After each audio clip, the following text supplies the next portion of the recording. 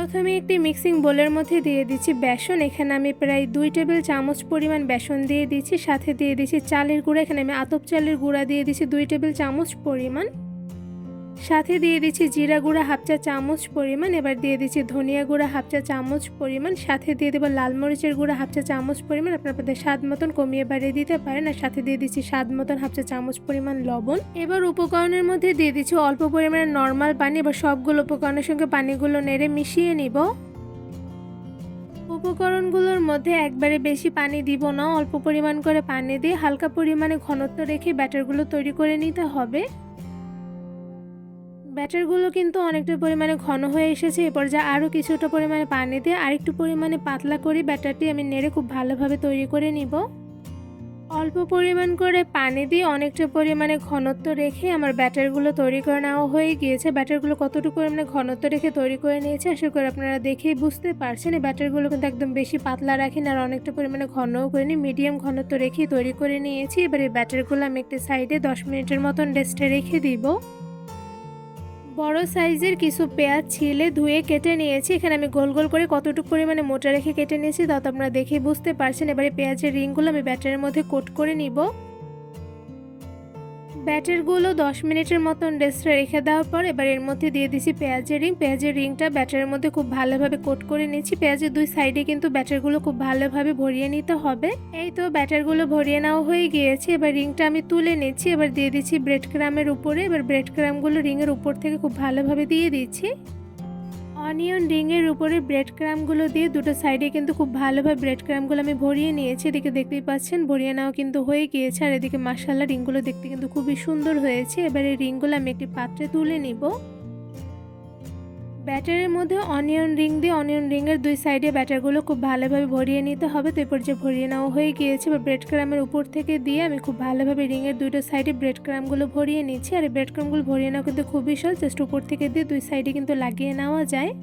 Onion রিংয়ের উপর থেকে ব্রেড ক্রামগুলো খুব ভালোভাবে ভরিয়ে নেওয়ার পর দেখতেই পাচ্ছেন মাশাআল্লাহ দেখতে কিন্তু খুবই সুন্দর হয়েছে। এবার বাকি রিংগুলো আমি ব্যাটার আর ব্রেড ক্রামের মধ্যে কোট করে নিব।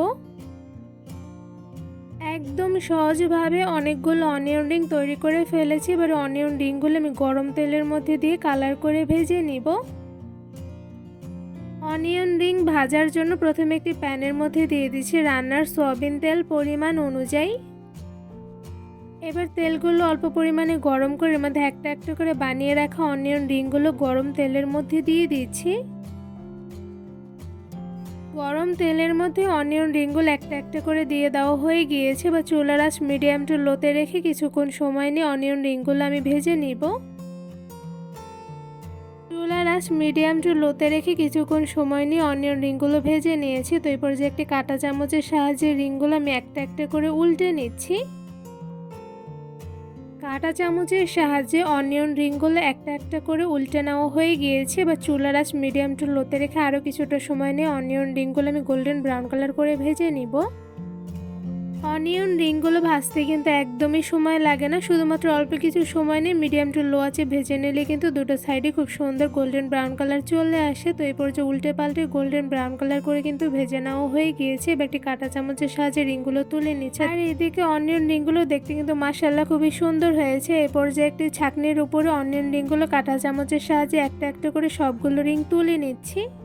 এই তো সবগুলো অনিয়ন রিং তুলে নেওয়া হয়ে গিয়েছে। গোল্ডেন ব্রাউন কালার করে ভেজে নেওয়ার পর অনিয়ন রিংগুলো দেখতে কিন্তু মাশাআল্লাহ খুবই সুন্দর হয়েছে। এবার একটি টিস্যু পেপারের উপরে সবগুলো অনিয়ন রিং আমি তুলে নিচ্ছি।